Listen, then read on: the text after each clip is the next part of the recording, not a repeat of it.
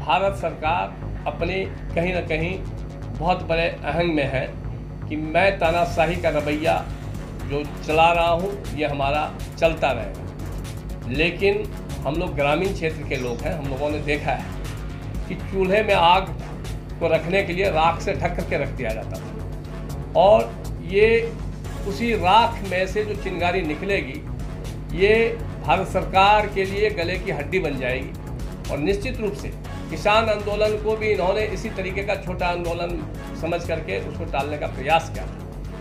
इस बेटी की आवाज़ को भी दबाने का और कुचलने का जो प्रयास भारत सरकार कर रही है इनको बहुत महंगा पड़ने वाला है और पूरे देश इसके लिए आक्रोश में है। वो सिर्फ हरियाणा की बेटी नहीं है, वो एक समुदाय की बेटी नहीं है, पूरे देश की बेटी है। और देश का स्वाभिमान बेटी और रोटी अगर नहीं बचा सकता है तो इस देश को जीने का कोई अधिकार। ठीक है, धन्यवाद। मैं सुभाष बिहारी, राष्ट्रीय संगठन महामंत्री, भारतीय राष्ट्रवादी पार्टी। हमारे दाईं ओर हमारे बड़े भाई महंत भाई तिवारी जी, राष्ट्रीय उपाध्यक्ष, भारतीय राष्ट्रवादी पार्टी। हमारे दाईं ओर हमारे छोटे भाई श्रवण कुमार, राष्ट्रीय सह मीडिया प्रभारी। दिल्ली देश की राजधानी में जो हमारे देश के गौरव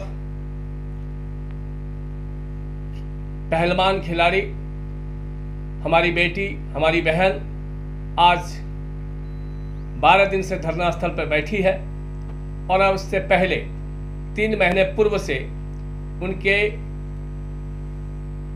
साथ जो दुर्व्यवहार किया गया है उसकी शिकायत लेकर के वो दिल्ली की राजधानी में अपनी बात को रखने के लिए जंतर मंतर पर सड़कों पर बैठ करके अपनी गुहार लगा रही है।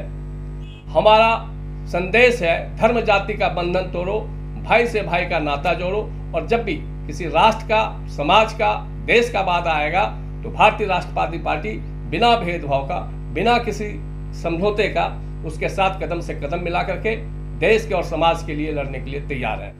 सुना, मेरा भी यही साफ साफ कहना है, मानना है कि उस पीड़ित परिवार के बच्चों को, लोगों को न्याय मिलना चाहिए, हर हाल में मिलना चाहिए।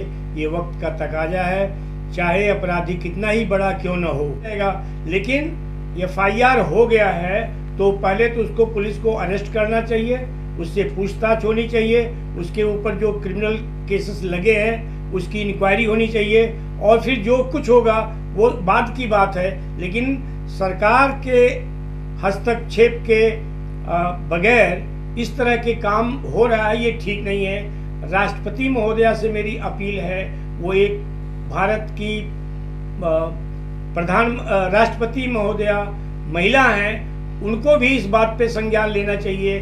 जैसे कि सुप्रीम कोर्ट के मुख्य महान्यायाधीश ने संज्ञान लेकर के इस केस में FIR के लिए कहा, उसी तरह से उनको भी संज्ञान में लेकर के उनको अधिकार है कि पीड़िता को न्याय मिले, उसके लिए वो प्रयास करें। और जो आज केंद्र सरकार तानाशाही रवैया अपनाकर जो पहलवानों के साथ जो कर रही है उसकी जितनी निंदा की जाए वो अपने आप में दुर्भाग्यपूर्ण है। सरकार तानाशाही रूप में आ चुकी है।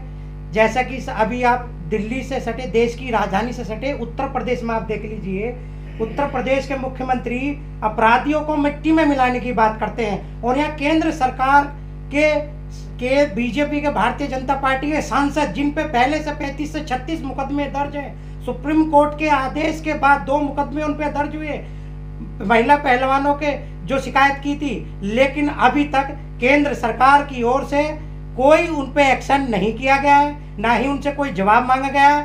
केंद्र सरकार के अधीन दिल्ली की पुलिस है, पुलिस जो है होम मिनिस्टर के अधीन आती है और होम मिनिस्टर के इशारे पर पुलिस ने जो रवैया किया है पहलवानों के साथ में वो दुर्भाग्यपूर्ण है। इसका सरकार को जवाब देना चाहिए और सरकार अपनी तरफ से एक जांच कमेटी बनाए और पहलवानों के साथ जो हो रहा है उसकी जांच होनी चाहिए। और देश की बेटी जिन्होंने पूरे विश्व में भारत का गौरव बढ़ाया, उनके साथ जो हुआ है वो बहुत दुर्भाग्यपूर्ण घटना है।